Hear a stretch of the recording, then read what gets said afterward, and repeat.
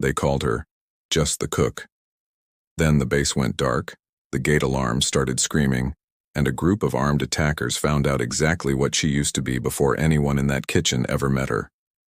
This is a fictional military drama created for entertainment. It does not depict real people or actual events. If you're watching this right now, drop a comment telling me what city you're watching from. I want to see how far this story travels, and if you haven't subscribed yet, hit that button because you will not believe where this one goes. Forward operating base. Hollis sat on a dusty plateau 40 miles from anywhere that mattered, the kind of outpost that existed mostly to remind people the war hadn't ended just because the news stopped covering it. 60 personnel, light security, and a mess tent run by a quiet woman named Grace Whitfield who'd been there for 6 weeks and had said maybe 200 words total to anyone. She wore an apron instead of a uniform. She flipped eggs at Oro 500 and served coffee that soldiers actually complimented, and nobody thought twice about her because cooks weren't supposed to be interesting. That was the whole point. Corporal Danny Reyes liked to tease her about it. "Miss Whitfield," he'd say, sliding his tray down the line, "you ever think about enlisting? Bet you'd make a decent soldier."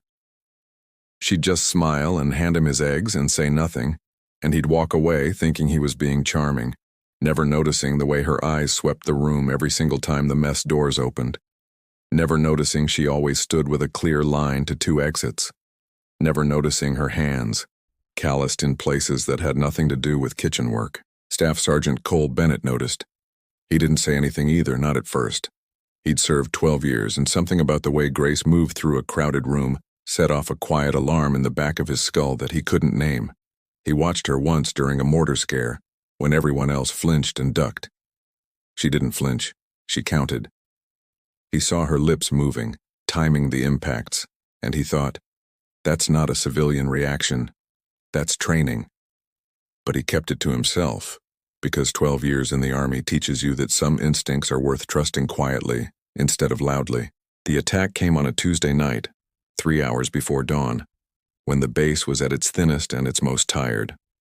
A hostile force had studied the patrol rotations for weeks. They came through the eastern perimeter in 2 coordinated teams, cutting the fence in the one blind spot the cameras didn't cover, moving with the discipline of men who'd done this before. A group of armed fighters split into assault teams aimed at the command tent and the ammunition depot. The first alarm came too late. A young private on watch caught a shadow crossing the wire and radioed it in with a voice already cracking under panic. Within 90 seconds, gunfire ripped across the compound, and Sergeant Bennett was scrambling out of his cot reaching for a rifle he hadn't slept close enough to reach fast enough. In the mess tent, Grace Whitfield was already moving. She didn't run toward the noise. She moved toward the storage locker she'd personally requested be installed under the prep counter 3 weeks earlier, the one everyone assumed held extra rations. It didn't. Inside, wrapped in cloth and packed with the same quiet precision she used for everything, was a securely stored sidearm and 2 magazines she'd been authorized to keep for emergency use, an authorization nobody had thought to question, because nobody questions the cook. Reyes burst into the tent bleeding from a graze on his arm, shouting that they were being overrun on the east side. Grace looked at him once, and something in her face had changed completely. The softness was gone.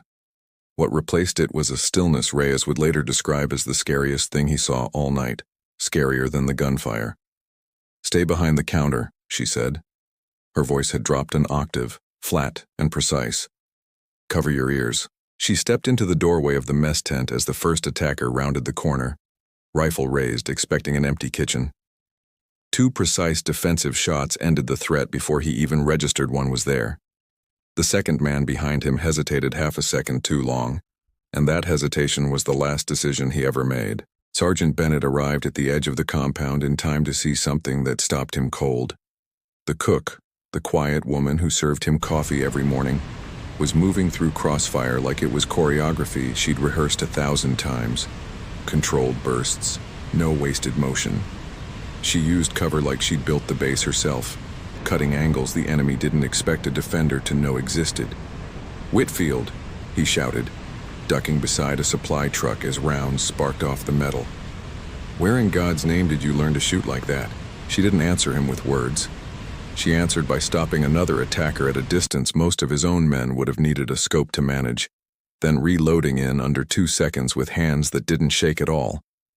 Word spread through the radio net faster than the gunfire itself. "The cook's out here," someone said, disbelief cracking through the static. "The cook is holding the line." Command back at headquarters, monitoring the chaos remotely, went quiet for a long moment before someone finally asked the question everyone wanted answered. Who exactly is Grace Whitfield? The battle lasted 11 minutes, though everyone who survived it swore it felt like an hour. By the time the assault broke and the survivors fled back through the cut fence, several attackers were down, and Grace had personally stopped more than her share, moving between positions with a calm that unsettled soldiers who'd been in combat for years. Bennett's team handled the rest, but they'd later admit, quietly, over drinks nobody officially had, that her presence had turned certain disaster into a fight they actually won. When the sun came up over Hollis, the base looked like it had been through something, because it had. Reyes sat against a supply crate, arm bandaged, staring at Grace as she calmly cleaned her weapon with the same focus she used to clean a grill. "Who are you?" he asked, and it wasn't teasing this time. She looked at him for a long moment before answering. "Someone who used to do this for a living," she said, "and someone who asked to stop." Bennett approached as the medevac bird circled in. He didn't ask the question everyone else wanted to ask. Instead, he said, "Whatever unit trained you, they'd be proud right now." Something flickered across her face, grief wrapped in old discipline. "They're not the ones I'm thinking about," she said quietly and didn't elaborate. The official report that went up the chain that week caused a stir nobody at Hollis expected. Grace Whitfield's personnel file, the one that listed her as civilian contract kitchen staff, didn't match anything in the system beyond 18 months back. Before that, there was nothing. No employment history, no education records, nothing that should exist for a woman her age. It was the kind of gap that only comes from a life deliberately left behind, the kind reserved for people who served in highly classified assignments. Command sent an officer to interview her 3 days later, a woman named Major Ellis with the calm, careful manner of someone used to extracting information from people who didn't want to give it. She sat across from Grace in a makeshift office and slid a folder across the table. "We pulled the scene report," Ellis said. "Your movement patterns, your reload speed, your positioning. These aren't civilian numbers, Miss Whitfield. These are special operations numbers.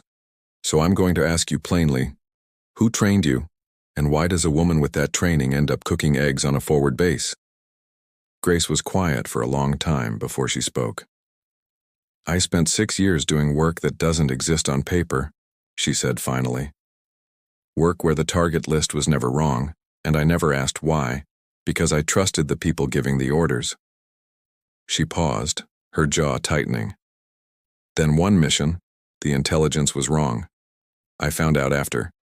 A family died because someone upstream didn't verify what they should have verified, and when I pushed for accountability, I got reassigned instead. So I walked away. I asked for the quietest post they had left, somewhere nobody would need what I used to be." She looked up at Ellis. "I never expected to need it again either." Ellis studied her for a long moment.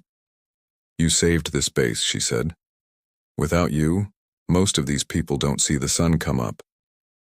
"I didn't do it to be seen," Grace said.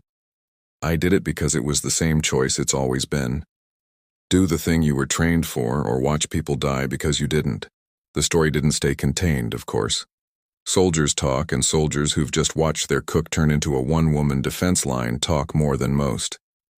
Within a month, the cook who held the line had become the kind of legend passed between bases, exaggerated in some places, understated in others, but always centered on the same unbelievable truth.